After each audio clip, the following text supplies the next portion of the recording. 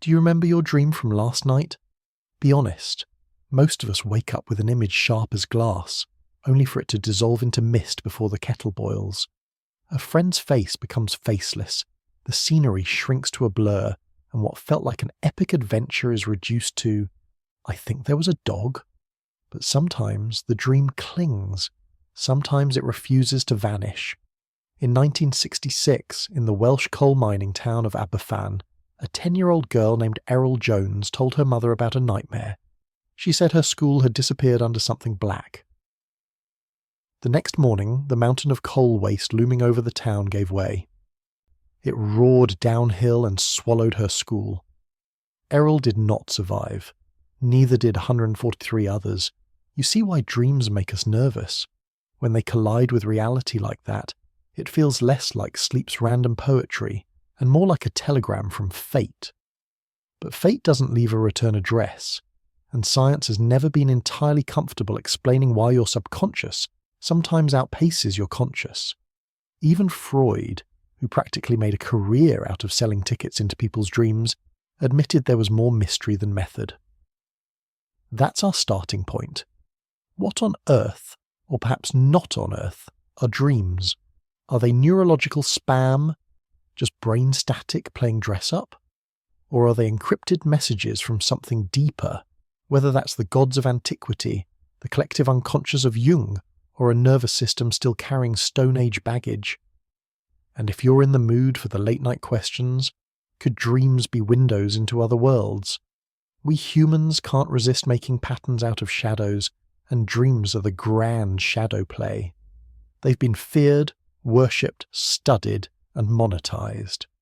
Cultures have built temples just to dream in. Philosophers have filled entire libraries arguing about them. And neuroscientists now wire volunteers with electrodes hoping to catch one in the act. So tonight, we're going to walk this crooked, candlelit path through the dream world. First stop, history. Because if you want to know why your brain insists on showing you your boss dressed as a medieval knight while you ride a giant snail across the highway, it helps to know what our ancestors thought was going on.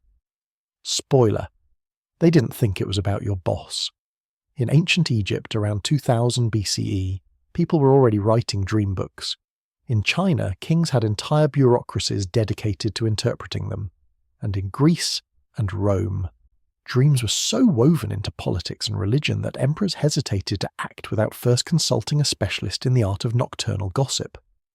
Dreams have never just belonged to the sleeper. They've always been a public matter, a coin of communication between people, gods, and power. And that is where our story begins. Let's drift back about 4,000 years to the banks of the Nile.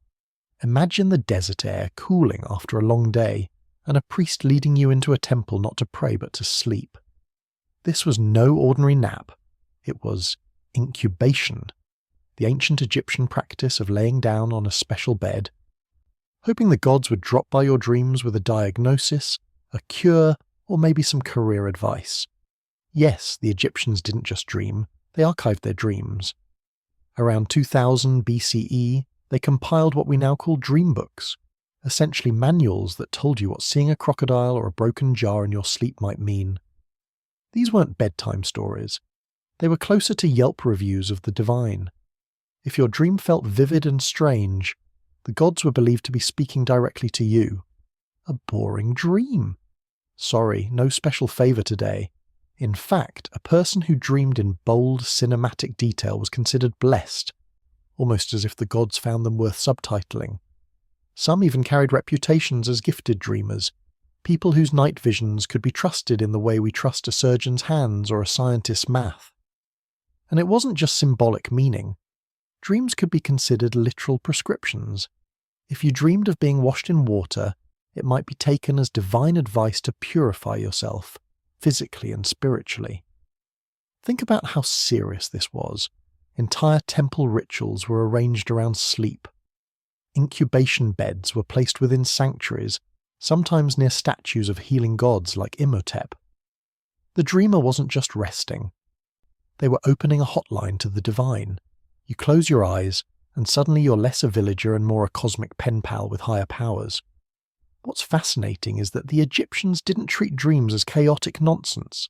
They treated them as messages, structured, intentional, worth decoding. In that sense, they were the original one-orologists, centuries before Freud scribbled about wish fulfillment. And here's a modern echo. Isn't it funny how people today will still Google, dream about teeth falling out meaning, as if the internet is just another version of an ancient dream book? We still crave order in the nighttime chaos. We still suspect there's a message in the madness. The Egyptians remind us that for much of human history the dream wasn't private, it was public currency. To speak of your dream was to share news, maybe even prophecy. And in societies where the gods had the final say in everything from floods to famine, who wouldn't lean forward to hear what Osiris or Ra whispered into someone's ear at night? So while you and I may laugh at horoscopes or scoff at dream dictionaries, there's something undeniably human in the Egyptian approach, the refusal to let those vivid, fragile fragments slip away without meaning. And with that foundation laid, let's head east, to a land where emperors turned their dreams into national policy. Shift the scene now from the banks of the Nile to the courts of ancient China, where dreams weren't just about personal fate, but about the stability of the entire kingdom. Picture it. Around 1500 BCE, during the Shang dynasty, rulers were already etching their dreams into oracle bones. Yes, literal turtle shells and ox scapulae, cracked with heat to reveal answers. Among the records of harvests and wars you find notes of dreams. The king dreamed of ancestors, of animals, of omens. And these weren't treated as quirky bedtime stories. They were state business. The Chinese believed dreams bridged the human and the cosmic. If the emperor dreamed of a storm, it wasn't just a restless night. It could mean the heavens themselves were issuing a warning. And because the emperor was considered the son of heaven, his dreams weren't private. They were public mandates. Entire groups of court interpreters, dream diviners, were employed to decode them, like celestial lawyers hired to translate divine contracts. One of my favourite anecdotes, a royal mother dreaming of a dragon. To us that might sound like a fantasy novel teaser. To them it was destiny. She was believed to be carrying a future emperor. And when the child was born and rose to the throne, the dream became retroactive proof of his legitimacy.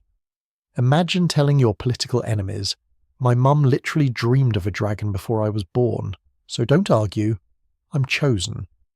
Hard to beat that campaign slogan. This wasn't just superstition, it was governance.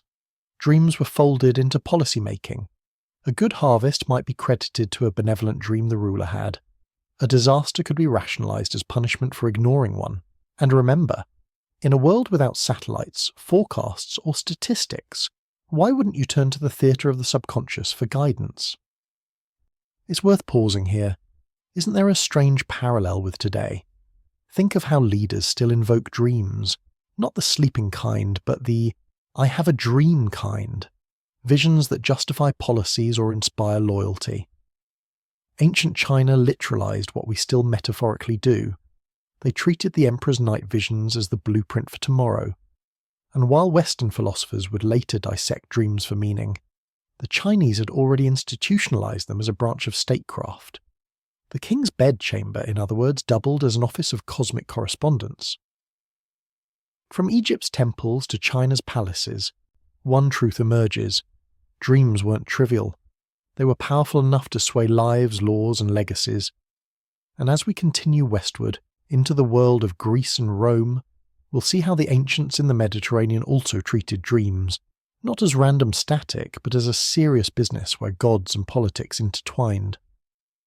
Now let's wander west, into the marble and olive-scented air of the ancient Mediterranean, where the Greeks and Romans also treated dreams as serious business, sometimes even more seriously than their laws. The Greeks had a word for everything, and for dream divination they coined one that sounds almost like a character from a Marvel spin-off, oniromancy. It wasn't a fringe hobby, it was an established field. By the 2nd century CE, a man named Artemidorus compiled the Oneirocritica, 5 entire volumes dedicated to cataloguing and interpreting dreams. Think of it as the ultimate dream dictionary, but instead of "if you dream of snakes, it means transformation," it was If you dream of borrowing a ladder, don't trust your neighbour. Practical, strange, and very detailed. But Artemidorus wasn't inventing this out of thin air. He was working in a world already thick with dream traditions. The Greeks believed dreams could be literal messages from the gods, or at least symbolic hints worth decoding. Even philosophers weighed in. Plato speculated about the unruly images of sleep, while Aristotle, ever the taxonomist, tried to sort out whether dreams had causes or were just aftershocks of digestion. Yes, according to him, your midnight vision of chasing wild boars might have been less Zeus and more last night's lamb stew. And then, of course, there were the myths. In Homer's Odyssey, dreams were divided into two gates, one of ivory, one of horn. Ivory dreams lied. Horn dreams told the truth. It's a wonderfully poetic way to describe what we still feel today, that some dreams haunt us with eerie accuracy, while others evaporate like nonsense. Dreams weren't confined to the poets. Historians like Herodotus carefully noted when dreams seemed to predict battles or the deaths of kings. He even distinguished between true dreams and ordinary ones. Imagine writing history and footnoting a dream as a legitimate source, because for them it was. The Romans, never shy about borrowing Greek ideas, took dreams into their politics. A general might delay a campaign because of a troubling dream, or a senator might call for sacrifices if too many ominous dreams were reported. Think about it. Policy influenced not by polls or statistics, but by what people saw when their eyes were shut.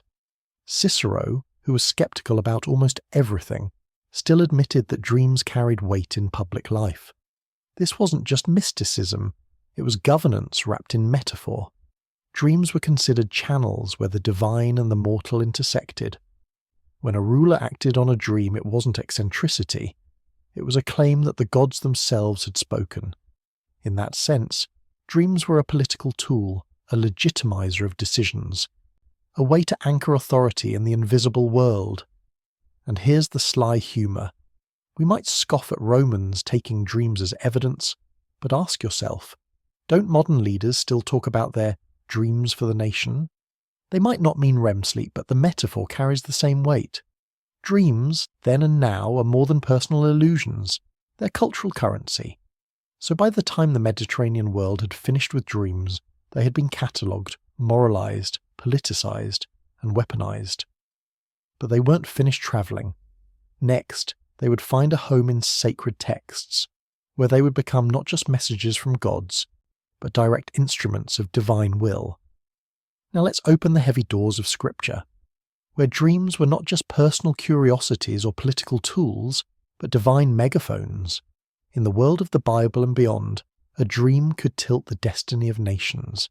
Take Joseph, the Old Testament Joseph, not the carpenter, but the coat of many colours Joseph. He was sold into slavery, falsely imprisoned, and yet rose to power in Egypt for one simple reason. He could read dreams. When Pharaoh dreamed of 7 fat cows swallowed by 7 gaunt ones, Joseph decoded it. 7 years of plenty, followed by 7 years of famine. Pharaoh listened, stored grain, and when the famine hit, Egypt survived. It's the kind of story that says, dreams aren't just about you, they can save entire civilizations. The New Testament picks up the thread. Joseph, this time the husband of Mary, was also guided by dreams. In one, an angel told him not to abandon Mary, despite her impossible pregnancy. Later, dreams warned him to flee with his family to Egypt to escape King Herod. Without those nocturnal instructions, the story of Christianity itself might have unravelled before it began. Dreams weren't just Judeo-Christian tools. Across religions, they appear as glowing wires between the human and the divine. In Islam, dreams, ruya, are often considered one of the 46 parts of prophecy, something half between guidance and mystery. The Prophet Muhammad himself was said to have experienced true dreams before revelation began, and it doesn't stop there. Zoroastrian texts mention dreams as omens.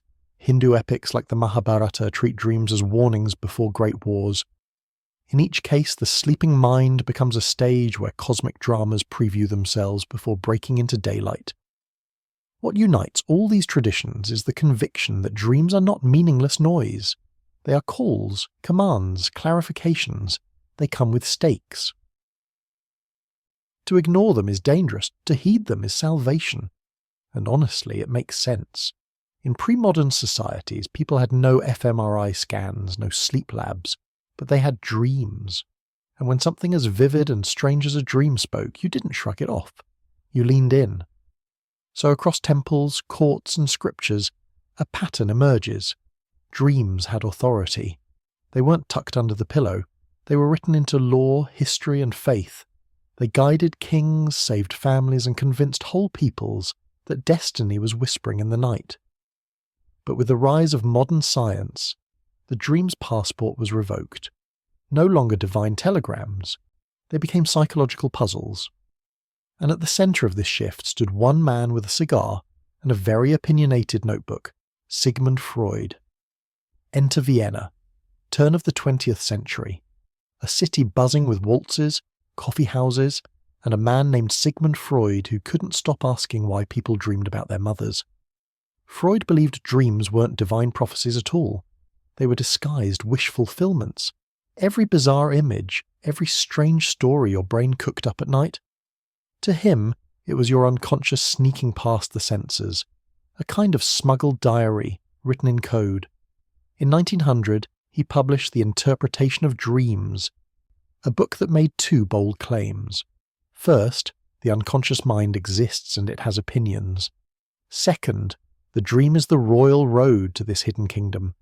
Freud saw dreams as carefully camouflaged letters from your deepest desires, the kind you'd never admit in daylight. But why camouflaged? Because, he argued, our minds have a censor. Raw desires, especially the socially scandalous ones, would never be allowed through unedited. So, they got wrapped up in symbols. That's why a dream might show you climbing a staircase, he'd say sexual aspiration, or losing teeth, anxiety about castration, though modern psychologists might just say dental bills. Freud's point wasn't just that dreams were weird, it was that they were purposeful. They revealed truths we couldn't, or wouldn't, face while awake. To him, every dream was a theatre performance staged by the unconscious, with symbols as costumes and metaphors as set design. Now, was he right? Well, let's be honest. Freud's interpretations often sound like a stand-up comedian improvising about Freudian slips. But give him credit. He took dreams seriously when science had dismissed them as nonsense, and his insistence that dreams revealed hidden parts of ourselves still resonates. After all, who hasn't woken from a dream thinking, wait, do I secretly want that? Freud, of course, didn't stop at interpretation. He went further. Dreams could be used in therapy. Analyze the symbols, decode the story, and maybe you'd heal the inner conflict that produced them. In this way, Freud didn't just shift dreams from the temple to the therapist's couch. He rebranded them as clinical tools, and his timing was perfect. The 19th century was obsessed with cataloguing, dissecting, and explaining everything: planets, plants, politics. Freud simply turned the lens inward, onto the messy theatre of the human mind. But dreams wouldn't remain Freud's empire for long. A Swiss student of his would soon rebel, taking dreams in an entirely different direction.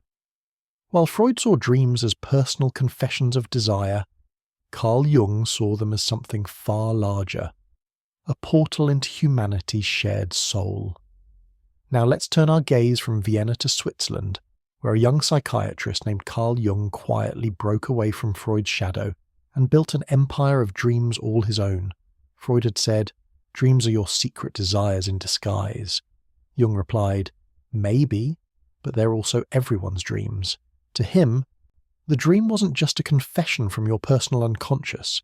It was a dispatch from something he called the collective unconscious. What did that mean? Imagine that beneath every individual's mind runs a deeper layer, a kind of underground river connecting us all. And in this river swim ancient symbols. Jung called them archetypes, things like the wise old man, the nurturing mother, the hero facing the dragon, the vast sea, the dark forest. These images, he argued, are universal. They show up in myths, religions, and yes, in your dreams, whether you're a farmer in China 2,000 years ago or a student in Switzerland yesterday. Where Freud might say your dream of drowning represents suppressed sexual anxiety, Jung might counter, no, it's an archetype. Water is the unconscious itself, and drowning means you're being overwhelmed by forces bigger than your ego. He saw dreams not as hidden wish lists, but as myth-making machines, little personal myths stitched from universal fabric. For Jung, dreams weren't trying to embarrass you, they were trying to help you. He called the process individuation, the lifelong dialogue between conscious and unconscious, through which you become more whole. A dream about a wise guide? Maybe that's your unconscious handing you advice. A nightmare about shadowy figures? That's your mind reminding you of the parts of yourself you've buried. It's less about scandal, more about balance. Dreams, in Jung's view, are the psyche's way of talking back, adjusting the scales. And while Freud's analysis often reduced symbols to sexuality, Jung expanded them into spirituality, culture, and shared humanity. Think about it. This is why so many people still turn to Jung when Freud feels too clinical. It's comforting to imagine your dream isn't just about repressed guilt, but about connecting to some universal story.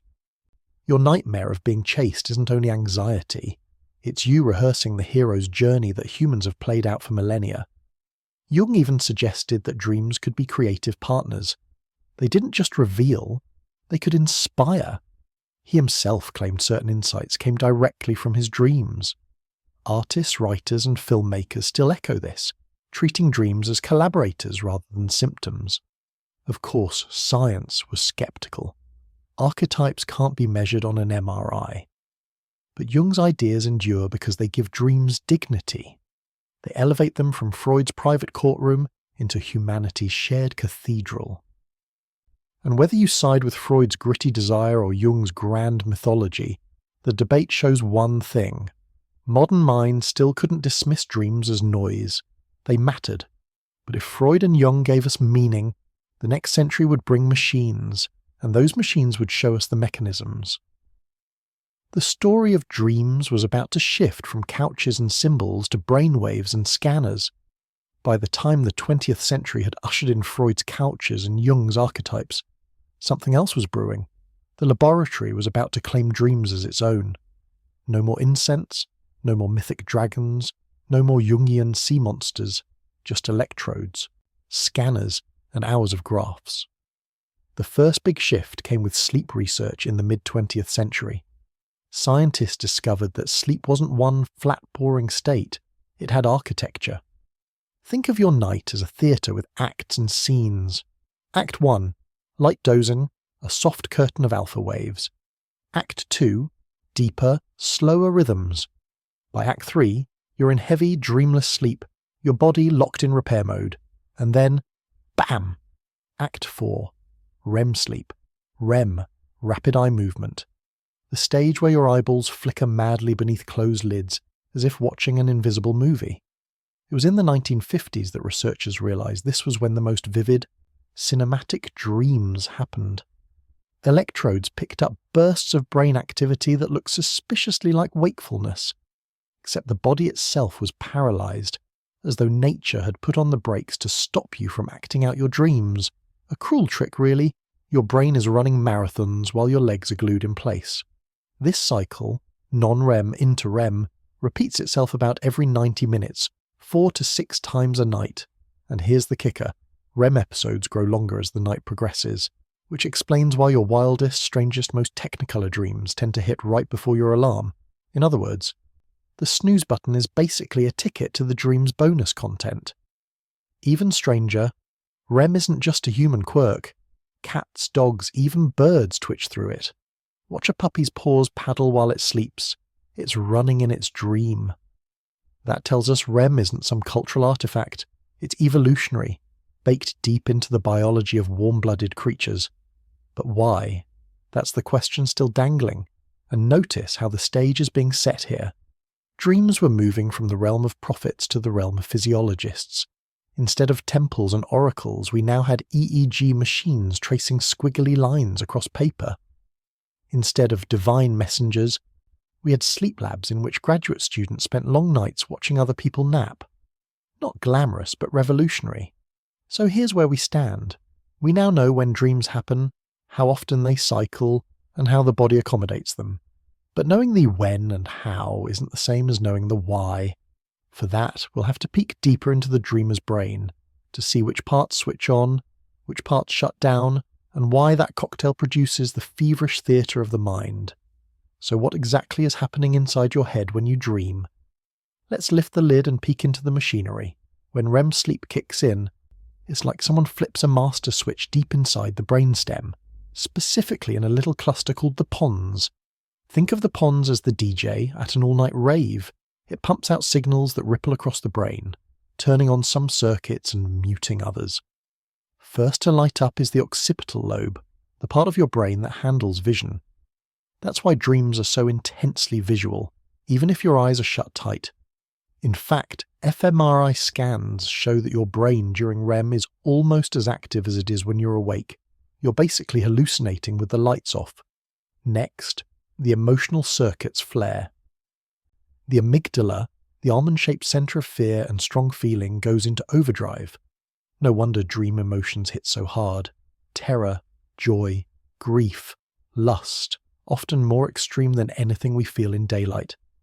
The hippocampus, keeper of memory, also sparks up, shuffling old experiences like a deck of cards, dropping fragments into the dream stage.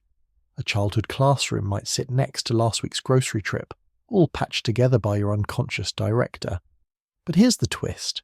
The prefrontal cortex, the brain's rational CEO, goes dark. The very region that checks logic, questions nonsense, and keeps us tethered to reality falls silent. That's why you don't bat an eye when your late grandmother hands you a subway ticket to the moon. With your inner critic asleep, you accept the absurd as gospel. This also explains the classic frustration. Dreams slip away like smoke the moment you wake. The same prefrontal regions that handle working memory aren't fully engaged during REM. You were living a movie in high definition, but the projector didn't bother recording it properly. That's why you wake with just scraps, an image, a feeling, a line of dialogue. It's a strange paradox. In dreams, your brain is both more alive and less rational. It's as if the sensory and emotional amplifiers are cranked up to 11, while the logical filters are turned off.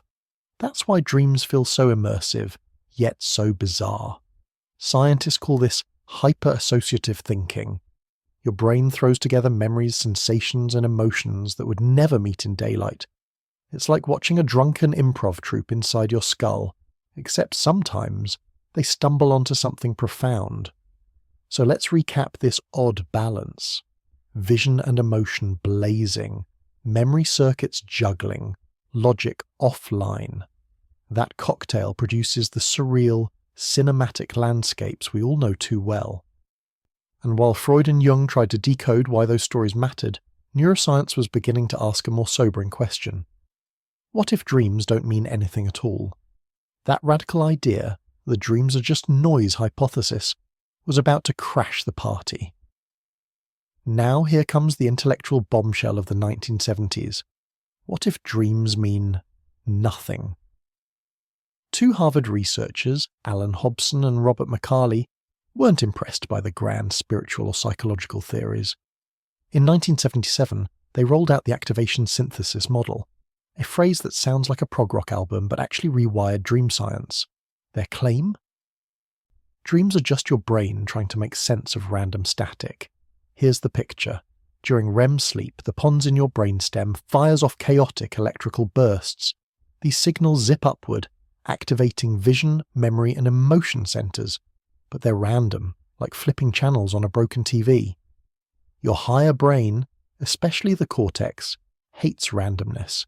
It's addicted to order, pattern, narrative.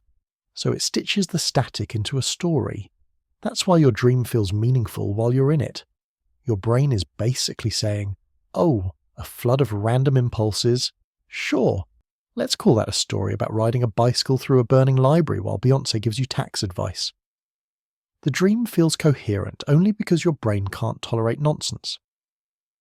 According to Hobson and McCarley, Dreams aren't hidden messages from the gods or your libido. They're just your brain doing improv theatre to cover up chaos. And you can see why this idea ruffled feathers. For millennia, humanity had treated dreams as sacred telegrams. Even Freud and Jung, who disagreed on everything else, believed dreams revealed truth. Now 2 scientists were saying, nope, it's neural noise. That's like telling a priest that the sacred fire is just a gas leak, but the theory stuck, at least partly because it explained a lot. Why dreams are so bizarre, random signals, why they dissolve when you wake, because they were never solid stories, just patchwork. Why you sometimes dream about last Tuesday's lunch, because memory fragments got caught in the shuffle. Of course, the activation synthesis model wasn't perfect. Critics pointed out that not all dreams feel random. Some are coherent, emotional, even problem-solving. And there are dreams outside REM sleep. How did those fit? Plus, anyone who ever woke from a nightmare drenched in sweat would argue, random noise doesn't usually leave scars. Still, the Harvard duo accomplished something radical. They yanked dreams out of the therapist's office and threw them into the lab. They forced science to consider that maybe, just maybe, we're reading too much into our nightly hallucinations. So by the late 20th century, 2 camps had formed. One shouting, dreams are profound messages, and the other insisting dreams are brain farts. The truth, as always, probably lies somewhere in between. And that's where the next wave of research stepped in. Instead of asking, do dreams have meaning? Scientists asked a more practical question. Do they at least serve a function? Memory, emotions, creativity. Could dreams be more than just a side effect? If the 1970s gave us the dreams are brain static theory, the decades that followed asked, even if that's true, could static still be useful? After all, anyone who's ever fallen asleep after cramming for an exam knows the uncanny truth. You wake up remembering things better. Coincidence? Science says no. Enter the memory consolidation hypothesis. It proposes that dreaming isn't just idle nonsense, it's the brain's filing system at work. During sleep, especially REM sleep, your brain takes the day's messy pile of experiences and sorts them into long-term storage. It's like librarians working the night shift, stamping and shelving books. Without them, the library would collapse into chaos. Experiments back this up. Rats trained to run a maze show the exact same brain activity while sleeping that they did when running. In other words, they dream the maze, rehearsing it. Humans do it too. Learn a new skill, a piano piece, a foreign word list, and you'll perform better after a night of sleep. Dreams, it seems, are rehearsals for memory. But dreams aren't just about remembering, they're also about forgetting. That may sound odd, but think of it. Your brain absorbs terabytes of data every day. If it kept everything, you'd drown in trivia. So dreams might help clear out the junk, tossing out the unneeded, reinforcing the important, like digital cleanup, except with weirder visuals. And there's a poetic side effect. While sorting memories, the brain also blends them. A fragment from childhood merges with yesterday's phone call and an old song lyric, and suddenly you dream about your 5th grade teacher singing karaoke with your boss. Absurd. Yes. But this blending might be creativity's secret sauce. More on that soon. Still, the memory hypothesis explains why students who sleep after studying outperform those who don't.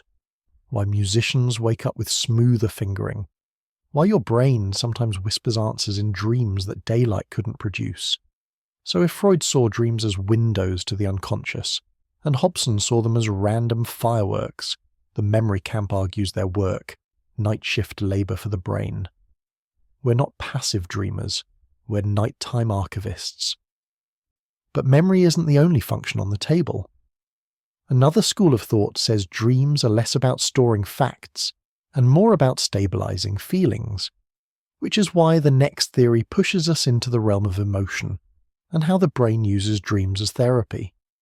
If dreams help us remember facts, they also seem to help us survive feelings. Enter the emotional regulation hypothesis, the idea that dreams are the brain's late-night therapy sessions. Think of your amygdala, that tiny almond-shaped hub of fear and intensity. During REM sleep, it lights up like a bonfire. Meanwhile, stress hormones like noradrenaline drop. It's as if your brain creates a safe arena. The emotional circuits blaze, but the chemical panic button is muted. You can re-experience terror, grief, or joy, but at a volume that won't break you. That explains something most of us know instinctively: why a horrible day can feel lighter after a good night's sleep.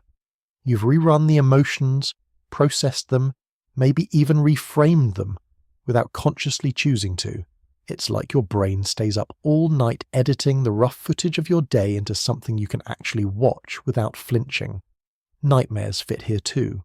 They may seem cruel, but researchers suggest they serve as threat simulations. In dreams, you get chased by wolves, trapped in floods, stalked by faceless figures. It's terrifying, but it's also rehearsal. A mental boot camp where you train for danger without paying the real-world price. It's evolution hedging its bets. Better to practice terror in sleep than freeze in daylight. And sometimes, nightmares are more than rehearsal. They're repair. People with trauma often report recurring bad dreams. Painful, yes, but possibly the brain's way of revisiting the wound in a controlled space, trying over and over to stitch it shut. Psychologists even use imagery rehearsal therapy, where patients re-script their nightmares, teaching the brain to rewrite the story. But it's not all grim. Dreams can soothe too. A fight with a friend might dissolve into reconciliation in a dream, or raw grief might soften into a symbolic reunion. It doesn't undo reality, but it eases its weight. Dreams become a quiet counselor, reminding us that emotions are survivable, malleable, even transformable. So here's the balance. While memory theories argue dreams are the brain's librarians, emotional theories cast them as the brain's therapists. Storing knowledge, yes, but also patching wounds, rehearsing threats, and keeping us emotionally balanced enough to face another day. And then comes the unexpected twist. Sometimes dreams don't just tidy up what already happened. Sometimes they leap ahead, offering brand new ideas, solutions, and flashes of brilliance that never existed before. So far, dreams have been librarians and therapists. But sometimes they're something stranger. Inventors. History is littered with tales of breakthroughs born in sleep. Take Friedrich August Kekulé, the German chemist. He struggled for years to understand the structure of benzene until one night he dreamed of a snake biting its tail. A circle. He woke and realized benzene wasn't a chain but a ring. A dream solved the puzzle. Or Dmitry Mendeleev, exhausted after trying to organize the elements. He drifted off and dreamed of a table where every element clicked neatly into place. He awoke, scribbled it down, and the periodic table of elements was born. Music. Paul McCartney famously heard the melody of Yesterday in a dream. He thought it was too good to be his. Spent weeks asking if anyone else had written it. Nope, it was his brain's midnight gift. Writers aren't exempt either. Mary Shelley claimed Frankenstein came from a nightmare vision, and Edgar Allan Poe's stories feel almost designed to prove the power of the subconscious. Even Salvador Dali, master of surrealism, used micronaps with a spoon in his hand. As soon as he slipped into dreaming, the spoon would clatter to the floor, waking him with fresh dream imagery to paint. Why does this happen? Neuroscientists suggest it's the brain's hyperassociative mode during REM. Logic is dialed down, memory is shuffled, creativity roams free. Ideas that never meet in waking life collide on the dream stage. A chemical structure and a snake, a melody and a memory, a story and a shadow. It's chaotic, yes, but chaos is fertile. That's why keeping a dream journal isn't just new age fluff. Many creators swear by it, capturing sparks before they fade. And honestly, who wouldn't want to mine the strange gold of their subconscious? So dreams aren't only memory keepers or emotion healers. Sometimes they're architects, sketching solutions while you sleep. Which leads us to one of the strangest twists of all. What if you knew you were dreaming while inside it, and could steer the whole thing like a director on set? Now we step into a territory that sounds like science fiction, but is very real. Lucid dreaming. You've probably had a taste of it. You're in a dream, Maybe you're flying over rooftops, or maybe you're being chased by a bear in a tuxedo and suddenly something clicks. You think, wait, this isn't real. This is a dream. And in that instant, you become both actor and director. That moment of awareness is lucidity. It doesn't always last long. Often the realization jolts you awake, but for some it's like flipping a switch. They can not only recognize the dream, but bend it, fly at will, change the scenery, even summon people or objects. The dream becomes a playground, limited only by imagination. But what's happening in the brain? Lucid dreams usually appear in REM sleep, when the brain is already buzzing with activity. The twist is that parts of the prefrontal cortex, the rational self-aware regions that usually nap during REM, suddenly spark back to life. It's a paradox. Your brain is in the hallucinatory chaos of REM, but with a sprinkle of wake-like awareness. The result? You know you're dreaming. Cultures have hinted at this for centuries. Tibetan Buddhist practices like dream yoga aim to harness dreams for spiritual training. In the West, 19th century philosophers like Marquis d'Hervé de Saint-Denis wrote manuals on controlling dreams. But only in the late 20th century did science confirm lucidity in the lab. How? Clever experiments. Researchers asked lucid dreamers to signal from inside the dream. Since their bodies were paralyzed, they couldn't move arms or speak, but they could move their eyes. So they agreed. When you realize you're dreaming, dart your eyes left, right, left. And sure enough, electrodes picked up the signal. Proof. Communication from within a dream. For most people, lucidity comes rarely and unpredictably, but there are methods to train it. Reality checks during the day, like looking twice at a clock to see if the numbers change, can carry into dreams. Wake back to bed techniques, waking up briefly, then returning to sleep, also increase chances. Some even keep dream journals, strengthening recall and awareness. Of course, full control is rare. Surveys show many have had a lucid dream at least once, but only a tiny fraction can manipulate them consistently. For most, it's a flicker, a glimpse behind the curtain before the show carries on. Still, the appeal is obvious. Who wouldn't want to shape their own dream world? Fly without fear of falling, confront nightmares, rehearse skills, or just have fun. For scientists, lucid dreaming also opens the door to studying consciousness itself. It's proof that awareness can exist in layers, that you can be awake inside sleep. And if dreams can be manipulated from within, the next question is irresistible. Can they also be manipulated from the outside? If lucid dreaming proved we could sometimes take control from the inside, scientists began wondering, could we nudge dreams from the outside too? It sounds like Inception light, but researchers have tried exactly that. The field is called dream incubation, the art of planting themes into dreams. The basic method is simple. Feed someone a stimulus right as they're drifting off and see if it sneaks past the gate into their REM theatre.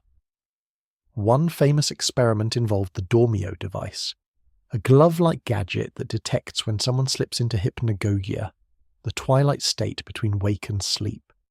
At that exact moment, the device delivers a prompt, like the word tree.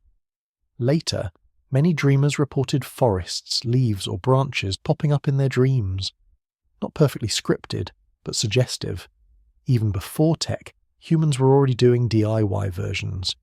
Ancient Greeks slept in temples hoping for divine dream oracles. Modern dream enthusiasts leave notes under pillows, whispering what they want to dream about. It doesn't always work, but when it does, it feels like smuggling contraband into the subconscious. And scientists aren't just doing this for fun. Controlled dream shaping could be used for therapy, helping people with trauma rewrite nightmares, or even for creativity, steering the brain toward useful imagery. Imagine rehearsing a speech in your dream, or training for sports in the safety of sleep. Some experiments already suggest athletes can refine skills through dream practice, their brains rehearsing muscle memory in simulation mode. Then there's the wilder frontier, dream communication. In one study, Lucid dreamers solved math problems from inside their dreams by signaling answers with pre-agreed eye movements. It's not polished yet, but the idea is staggering. Two-way traffic between the waking lab and the dreaming mind. And here's the twist. This all forces us to ask what dreams are. If they can be influenced, guided, or even hacked, does that make them less mysterious? Or more? After all, a dream you choose still feels just as real when you're in it.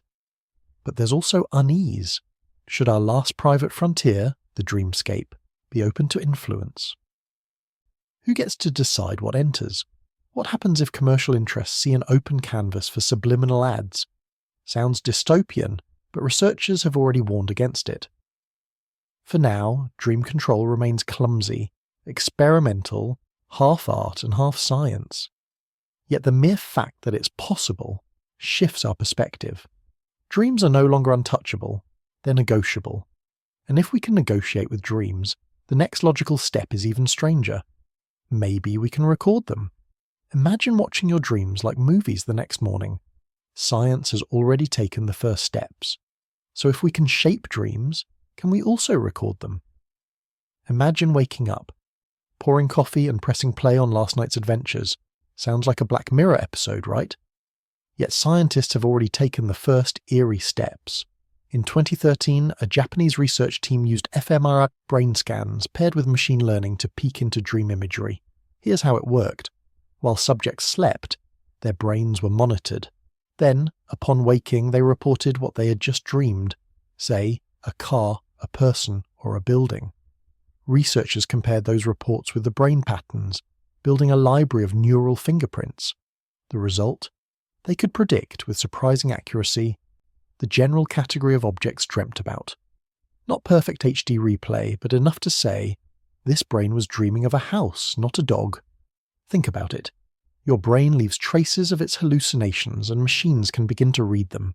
We're still miles away from full dream cinema, but the foundation is there. The prospect raises wonder and goosebumps. Because if dreams can be decoded, privacy shrinks further.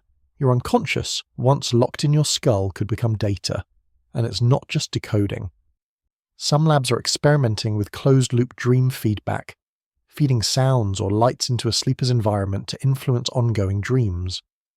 A subtle tone might weave itself into the narrative, turning into a ringing phone, a church bell, or a distant alarm in the dream story. It's crude, but it shows that the membrane between dream and reality is thinner than we think. This blurring has led some scientists to wonder, what if we could deliberately rewrite nightmares? If someone plagued by recurring trauma dreams could have an external cue introduced, say, a sound associated with safety, it might nudge the dream onto a gentler path. Trials in trauma therapy already suggest promise, but here's the uncomfortable flip side. If dreams can be decoded and influenced, what stops them from being exploited? Advertising has already crept into every corner of our waking lives. Could sleep be next? In 2021, over 40 dream scientists signed an open letter warning against targeted dream incubation by corporations. Imagine falling asleep to an ad that worms its way into your subconscious story. Your REM cycle turned into prime real estate. For now, it's still experimental, still clunky. But the mere possibility shakes one of our deepest assumptions, that dreams are private.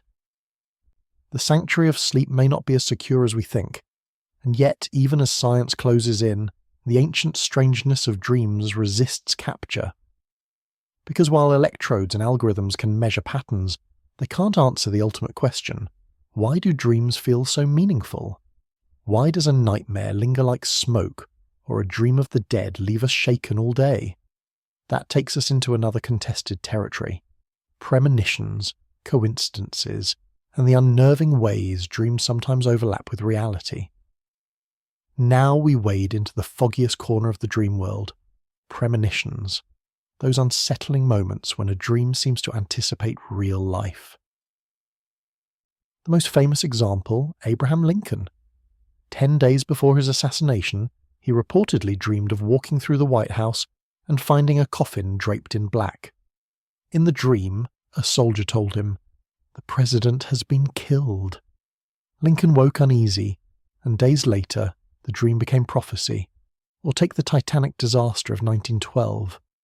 After the sinking, newspapers collected stories of people who had dreamt of shipwrecks, icy waters, or sinking vessels in the days leading up to the tragedy. Some even cancelled their tickets, crediting their survival to a bad dream. Spooky, right? But psychologists have a more grounded take. Dreams are, in part, simulations. Our brains absorb thousands of details we don't consciously notice. In dreams, these hidden signals are mixed and reassembled. So if you dream of disaster and then disaster strikes, it may not be prophecy. It may be pattern recognition bubbling up from your subconscious. And then there's memory bias. Humans are story-hungry creatures. We tend to remember the hits and forget the misses. If you dream of a car crash and one happens the next week, you remember. If nothing happens, you forget. Multiply this across billions of dreams and people, and of course, a few will line up uncannily with reality. Still, the eerie stories won't go away. Because sometimes the timing feels too sharp, the detail too precise. Science may shrug, but folklore leans in, and maybe part of us wants to believe that dreams can save us from what's coming. After all, even if it's just coincidence, wouldn't you rather heed a warning than ignore it? Then there are the reports of shared dreams. Couples, twins, friends, even strangers claiming they dreamed the same scene on the same night. Skeptics point to overlap in daily experiences, watching the same film, hearing the same news story, as enough to produce similar dreams. Memory contamination is another culprit. Tell someone your dream, and over time they might remember dreaming it too. But some researchers leave the door ajar. The sheer number of reports, thousands across cultures, keeps the phenomenon intriguing. Could there be a network effect, some unconscious resonance between closely bonded minds? It's speculation, sure, but it speaks to our deepest curiosity. Maybe dreams aren't sealed in solitary chambers. Maybe they leak. Whatever the explanation, these uncanny cases remind us why dreams refuse to be boxed neatly by science. They keep slipping sideways, sometimes into prophecy, sometimes into shared mystery. And if those weren't strange enough, wait until you hear what happens when physics and philosophy join the party, bringing quantum mechanics, simulation theory, and parallel universes into the dream debate. Now we enter the speculative wing of the Dream Museum, the section where science, philosophy, and imagination start waltzing together. Because if dreams blur the line between real and unreal, why stop at psychology? Why not bring in physics? One daring proposal is the quantum consciousness hypothesis, championed by physicist Roger Penrose and anesthesiologist Stuart Hameroff. It suggests that consciousness itself, dreams included, might arise from quantum processes inside the brain's microtubules. Yes, tiny protein structures in neurons behaving like quantum computers. If true, dreams wouldn't just be the result of firing neurons. They'd be tapping into the same weird physics that lets particles be in two places at once. Romantic, but mainstream neuroscience rolls its eyes. Brains are warm and wet, exactly the wrong conditions for delicate quantum states. Still, the idea won't die, if only because it's so deliciously strange. Then there's the simulation hypothesis, popularized by philosopher Nick Bostrom. It argues that our entire reality could be a computer simulation run by a higher intelligence. In that framework, dreams might just be nested simulations, your simulated brain creating mini-simulations while you sleep. Think of it as the Matrix inside the Matrix, except your dream about being late to algebra class is the sub-program glitching. It's unsettling, but also strangely fitting. After all, if your brain can conjure a world so convincing at night, why couldn't some bigger system be doing the same with your daytime reality? And then there's the most alluring of all, the parallel worlds hypothesis. It suggests that dreams aren't fabrications at all, but glimpses into alternate realities. When you dream of walking a different street, living in a different house, loving a different person, maybe, just maybe, that version of you exists in another universe. Dreams become windows, portals through which your consciousness slips temporarily. Again, there's zero empirical proof, but admit it. It's hard not to feel a twinge of possibility when you dream of a life so vivid it lingers all day. Skeptics, of course, shake their heads. Quantum dreams, parallel universes, they sound more like late-night dorm room chatter than hard science. And yet, these hypotheses keep resurfacing because they speak to the core mystery. Why do dreams feel so real, so other? Why do they sometimes carry a weight we can't shrug off, even when logic tells us they're just neurons misfiring? At the very least, these speculative models remind us of something humbling. Dreams don't sit neatly in one category. They belong to psychology, yes, but also to culture, philosophy, even physics. They are crossroads phenomena demanding answers from every direction. And if we're bold enough to peek over the edge, we find the next frontier waiting, not in temples or couches, but in the glow of laboratories, where technology is beginning to rewrite, record, and maybe even hack our dreams. So here we are, standing at the edge where philosophy shakes hands with technology. If dreams can be bent, nudged, and maybe even hacked, then the question becomes, who controls the dreamscape? The simulation hypothesis offers one answer. If reality itself is already a simulation, then dreams are just smaller simulations nested inside. A simulation within a simulation. Your brain, running on biological code, generates its own virtual reality every night. Think about that. While you dream, you're essentially running a private matrix inside your skull. And here's the kicker. When you wake up, how do you know you've exited the simulation at all? Descartes, centuries earlier, already poked at this problem. What if life itself is a dream, and waking is just another layer of illusion? This idea might sound far-fetched, but modern neuroscience gives it some teeth. The dreaming brain doesn't just imagine, it simulates. It builds 3D environments, animates characters, even generates dialogue. In REM sleep, you are immersed in a world indistinguishable from waking life. If your own brain can trick you nightly, why assume the real world is immune to the same trick at a larger scale? Then comes the parallel world hypothesis. The notion that your dream self is not invented but borrowed from an alternate version of you, living out a slightly different timeline. The job you didn't take, the lover you didn't choose, the accident that did or didn't happen, these all exist in neighbouring universes. Your dream is just a crossfade, a flicker of the channel tuner, your consciousness briefly tuning in to another broadcast. There's no scientific proof, of course, but the appeal is undeniable. It explains why some dreams feel so much more solid, not surreal, but lived. Why some leave you with the aching sense of having just returned from somewhere real, and then, circling back to quantum consciousness, dreams become not random byproducts, but glimpses into the fabric of reality itself. Maybe, say the dream romantics, the rules of waking life are only half the story, and dreams are where the deeper physics play. Skeptics will insist these are poetic distractions, not testable science. But notice the pattern. Every time we think we've pinned down dreams, prophecy, psychology, neurology, they slip away, bleeding into the next field of human curiosity. Dreams are stubbornly interdisciplinary. They force philosophers, priests, scientists, and poets to sit at the same table, each trying to explain why the sleeping brain builds entire worlds out of nothing. And perhaps that's the real secret. Dreams remind us that reality itself is negotiable. If your brain can conjure whole landscapes from the dark, maybe waking life isn't as fixed as we'd like to think. But speculation alone won't satisfy us. To move forward, we need wires, devices, and data.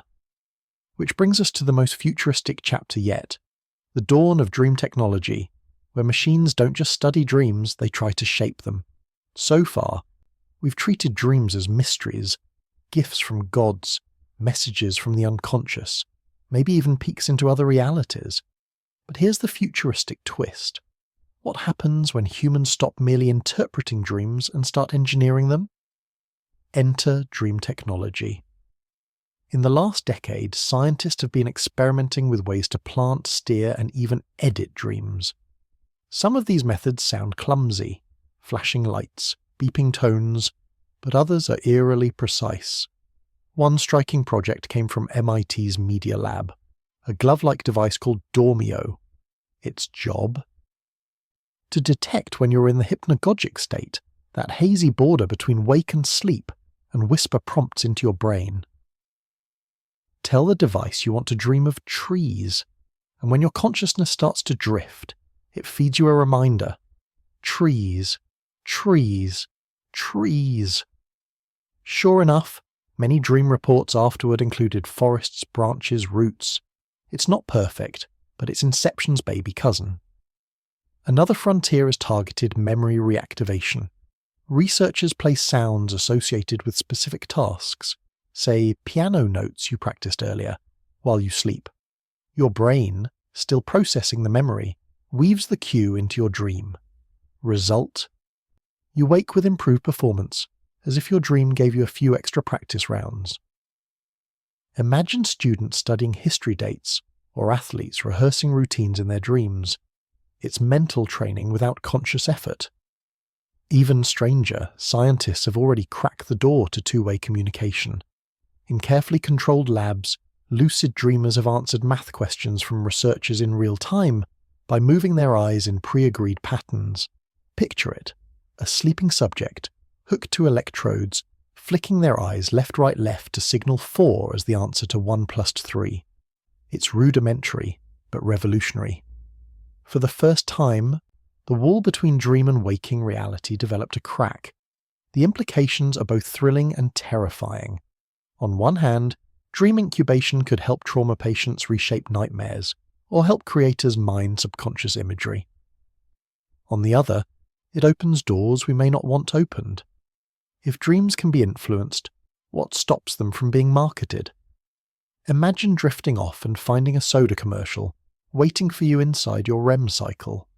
In fact, over 40 sleep researchers have already signed warnings about the risk of targeted dream advertising. And here's the irony. For thousands of years, people begged gods for dreams of guidance. Now we might be able to order them, like takeout. But when you manufacture a dream, does it lose its mystery? Or does it simply prove what humans have always suspected? That dreams aren't random, but programmable? One thing's certain. The sanctity of the dream world is no longer guaranteed. The last private theatre of the mind may soon be wired for sound, light, and influence. And that leaves us staring at an even bigger question. If we can alter dreams, can we one day record them, watching them back like films, replaying our own unconscious lives? Let's take the next leap, the one that sounds like pure science fiction, but is already tiptoeing into reality, recording dreams. In 2013, Japanese researchers managed to do something remarkable. Using fMRI scans and machine learning, they mapped brain activity of sleepers, then compared it with what those people reported seeing after waking. Patterns emerged. The machine could guess, with eerie accuracy, whether someone had dreamed of, say, a building, a car, or a person. Not the full IMAX replay yet, but a crude highlight reel. Think about that. The first pixelated attempts at dream cinema are already here. Today it's blurry categories. Tomorrow it might be sharper images. One day we may wake, grab coffee, and stream last night's subconscious like a movie. The privacy implications? Terrifying. Your innermost visions, fears, and fantasies, downloadable. The most private frontier of human life suddenly open to others, and it's not just replay. Researchers are experimenting with dream feedback loops, feeding cues into your sleep to change dream content.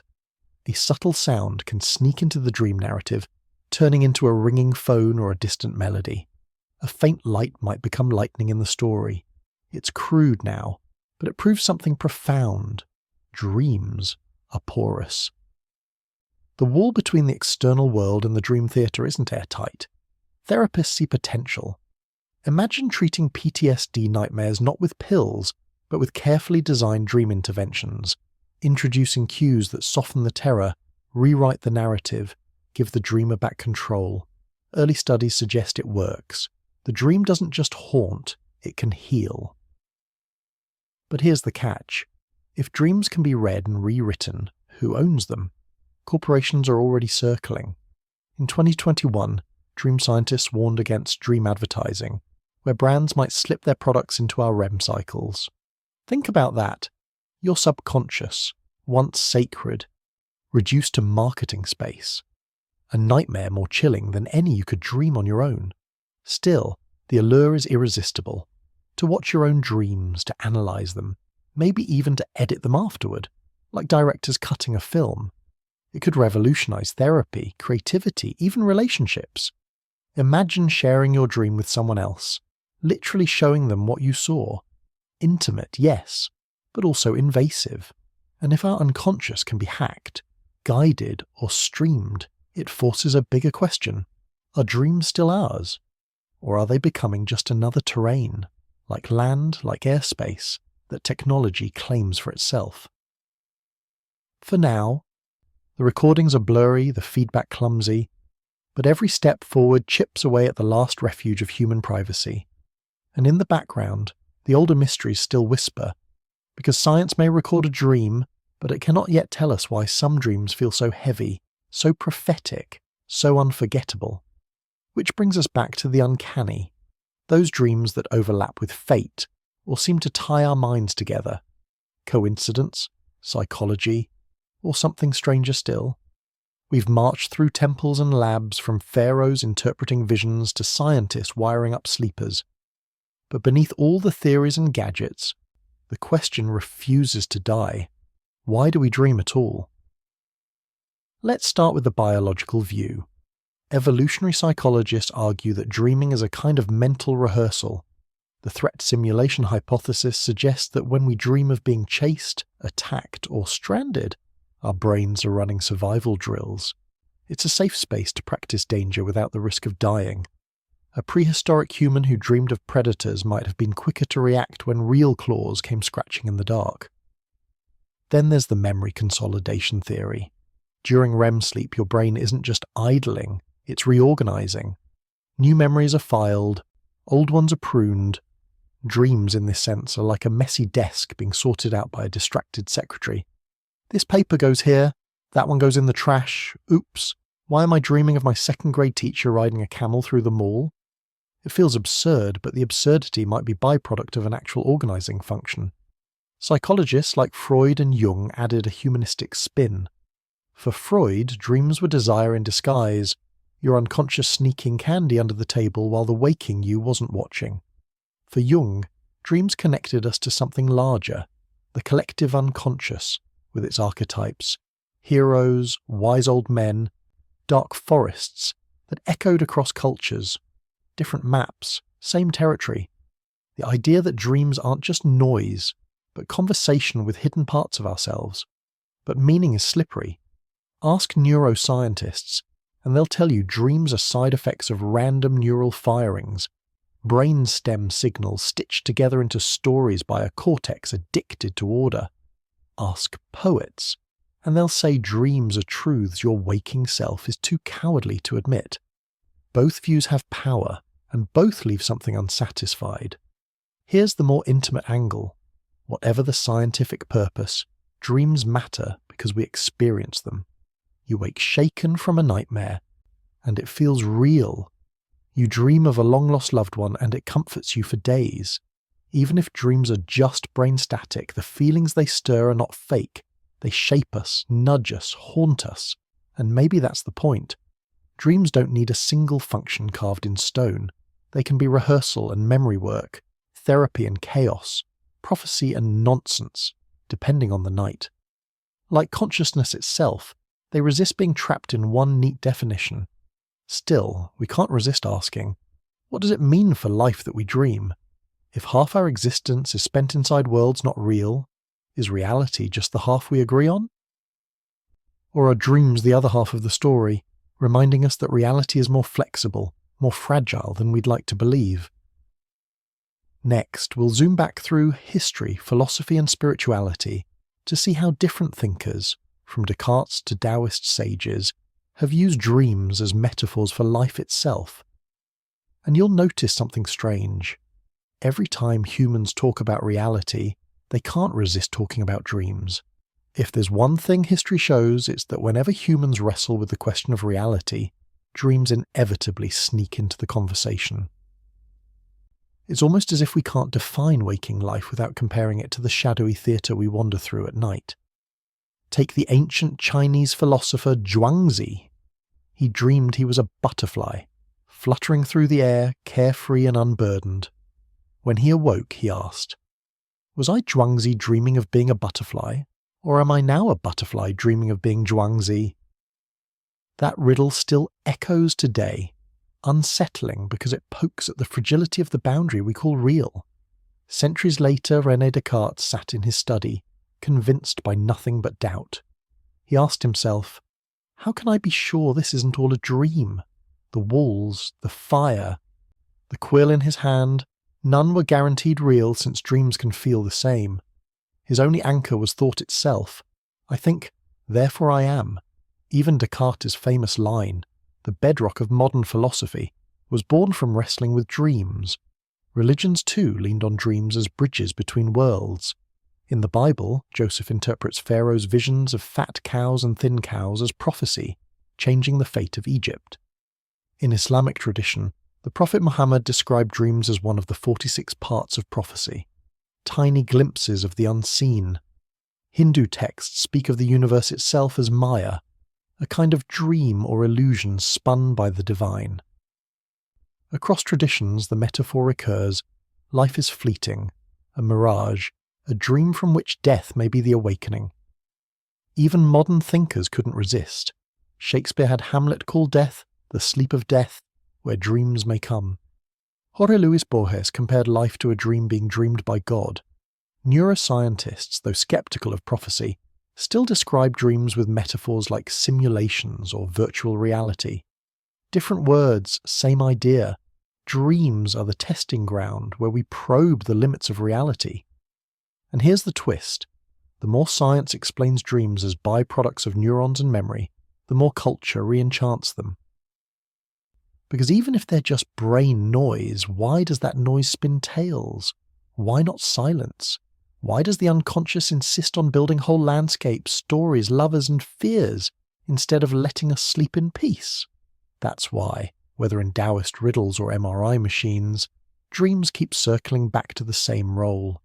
Mirrors. They reflect our fears, our longings, our philosophies.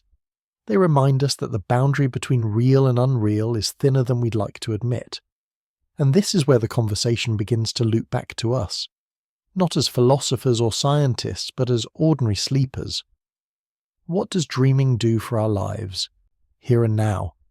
Is it just entertainment at night, or is it shaping the way we think, feel, and create by day? Let's strip this back to something personal.